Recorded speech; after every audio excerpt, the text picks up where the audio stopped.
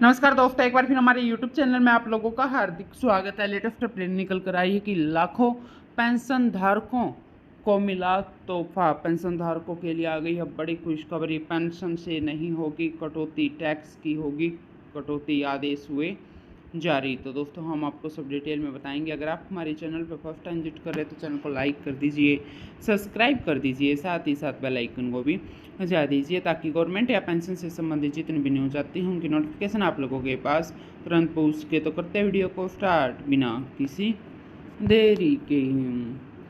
दोस्तों, केंद्र और राज्य सरकार के कर्मचारियों की मृत्यु के बाद उनके परिवारों को आर्थिक सहायता के रूप में पारिवारिक पेंशन दी जाती है। हालांकि हाल ही में यह देखा गया है कि कुछ कोषागारों द्वारा पारिवारिक पेंशन पर आयकर की कटौती की जा रही है, जिससे पेंशनर्स को इनकम टैक्स रिटर्न फाइल करने में कठिनाई का सामना करना पड़ रहा है। इस मुद्दे को ध्यान में रखते हुए सरकार ने इस संबंध में कुछ महत्वपूर्ण दिशा निर्देश जारी कर दिए हैं।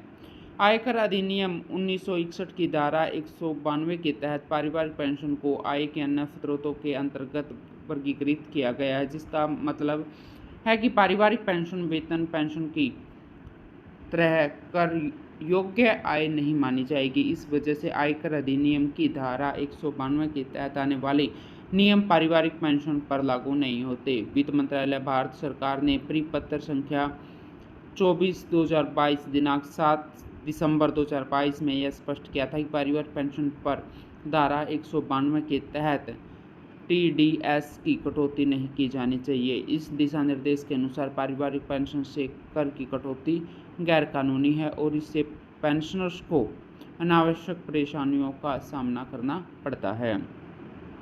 दोस्तों, उत्तर प्रदेश कोषागार निर्देशालय ने स्पष्ट रूप से सभी कोषागारों को निर्देश दे दिए हैं कि वे पारिवारिक पेंशन से स्रोत पर आयकर की कटौती न करें। हालांकि अगर कोई पारिवारिक पेंशनर स्वयं लिखित रूप से टीडीएस कटौती का अनुरोध करता है, उसका आवेदन पत्र उनके रिकॉर्ड में सुरक्षित रखना चाहता है, तो उसके अनुसार आयकर की कटौती की जानी चाहिए। दोस्तों, पारिवारिक पेंशनर्स को यह ज्ञात होना चाहिए कि उनकी पेंशन पर टीडीएस नहीं काटा जाना चाहिए। अगर किसी पेंशन कोषागार द्वारा टीडीएस काटा जाता है तो वह उसके खिलाफ लिखित शिकायत कर सकते हैं और उन्हें इस संबंध में उचित सलाह लेने की आवश्यकता हो सकती है। इसके अलावा अगर पेंशनर चाहे तो उनकी पेंशन पर टीडीएस काटा जाए तो उन्हें इसके लिए लिखित अनुरोध करना चाहिए। पारिवारिक पेंशन पर टीडीएस की कटौती को लेकर काफ़ी भ्रम और कठिनाइयाँ उत्पन्न हो रही है। नए निर्देशालय के अनुसार इस प्रकार की कटौती को रोका जाना चाहिए, जिससे पेंशनर्स को किसी भी प्रकार की अनावश्यक परेशानियों का सामना न करना पड़े। सरकार के इस कदम से पेंशनर्स को राहत मिलेगी और उन्हें आर्थिक हितों की सुरक्षा मिलेगी।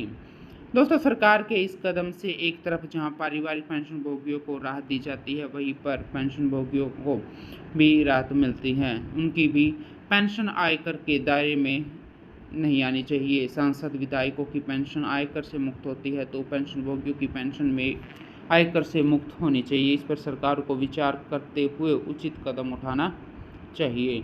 तो दोस्तों, आज के लिए इतना ही। मिलते हैं नेक्स्ट वीडियो में। तब तक के लिए जय हिंद, जय भारत।